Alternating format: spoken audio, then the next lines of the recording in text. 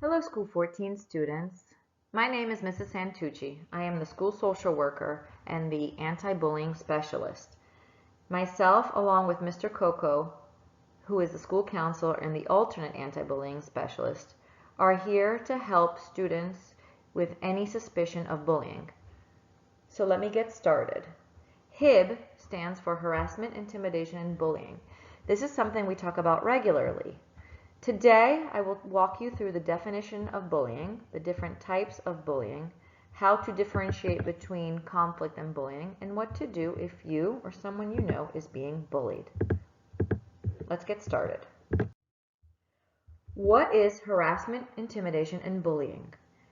New Jersey's Anti-Bullying Bill of Rights defines HIB as any gesture, any written, verbal, or physical act, or any electronic communication, whether it be a single incident or a series of incidents that is reasonably perceived as being motivated either by any actual or perceived characteristics such as race, color, religion, ancestry, national origin, gender, sexual orientation, gender identity and expression, or a mental, physical, or sensory disability, or by any other distinguishing characteristic. It can take place on school property, at any school-sponsored function, on a school bus, or off school grounds. It needs to substantially disrupt or interfere with the orderly operation of the school or the rights of other students. And a reasonable person should know, under the circumstances, that the bullying will have the effect of physically or emotionally harming a student or damaging the student's property or placing a student in reasonable fear of physical or emotional harm. It has the effect of insulting or demeaning a student or group of students, or creates a hostile educational environment for the student by interfering with the student's education. Bullying basically is any unwanted behavior among school-aged children that involves a power imbalance. It means that the power is not equal. The behavior can be repeated or has the potential to be repeated. Some key components of bullying includes behavior that is aggressive.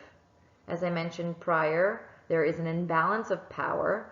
So kids typically who bully use their strength, whether it be physical strength, or access to embarrassing information, or popularity to control or harm others. It can be repeated or have the potential to be repeated. So even a single incident could be classified as bullying if it meets the other criteria.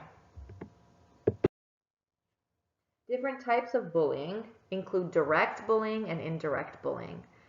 Direct bullying is any kind of physical aggression, such as hitting, punching, spitting at, picking fights, tripping. It could be taunting someone, calling them names, teasing them. You can threaten a student, which could qualify as direct bullying. Any type of property damage, such as defacing personal property, stealing, getting money, blackmailing someone, and sexual harassment, which is any type of unwanted comment of sexual nature that is unwelcome and makes the person feel unwelcome. These are all different types of direct bullying. Indirect bullying could include getting someone to bully someone else for you, spreading rumors. So if you're making a cruel comment behind someone's back, something that you are making up about someone, trying to get them in trouble, or you know that eventually that rumor will get back to them and hurt them, that's a type of indirect bullying. It's also excluding someone from a group or an activity on purpose. So for example, telling other children or other students not to be friends with someone is a type of exclusion and possible indirect bullying. Manipulating and undermining friendships, and embarrassing someone in public. Now that we are all online and we all have access to some type of technology, whether it be a cell phone, a computer, a tablet, or even a gaming device, we have seen a rise in cyberbullying. So what is cyberbullying?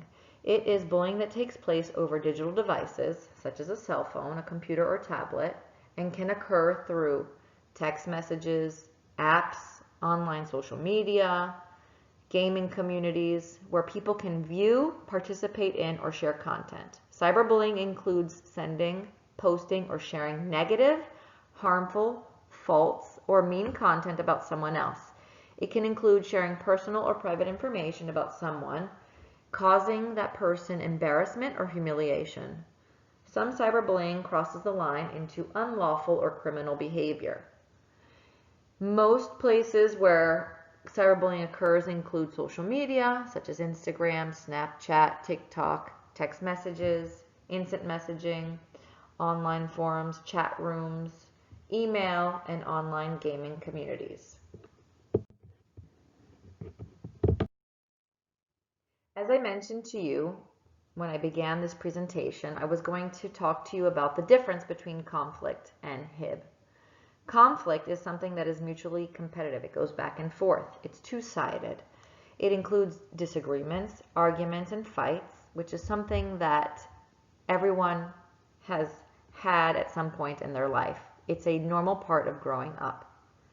Conflicts usually come out because of a struggle between people, which is resulting from some type of incompatible or different need, wish, or demand. Bullying, or HIB, is, as I had mentioned prior, one-sided.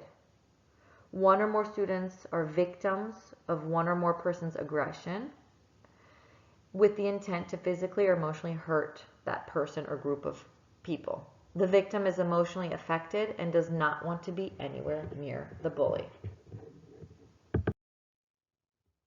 What do you do in the case of conflict resolution? There are 4 basic steps to conflict resolution. The first step is to identify the problem causing the conflict.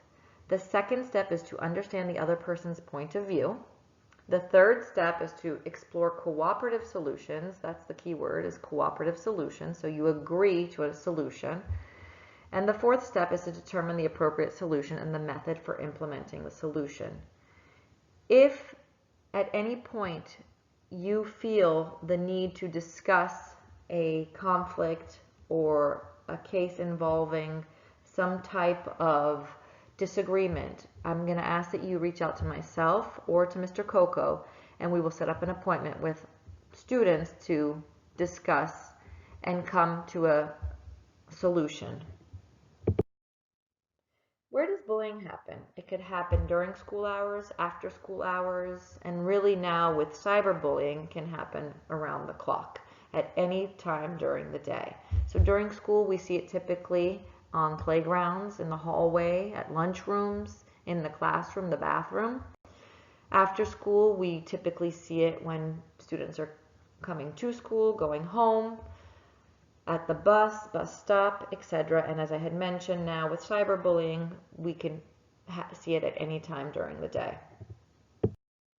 So what can you do to help stop bullying? First and foremost, I want to make sure that you tell an adult. Telling isn't tattling, so you can tell the school counselor, the school social worker, the principal, your teacher, a parent, a coach, anyone that you trust. After you've told someone, make sure that you are a friend to the person who is being bullied, if it is not you.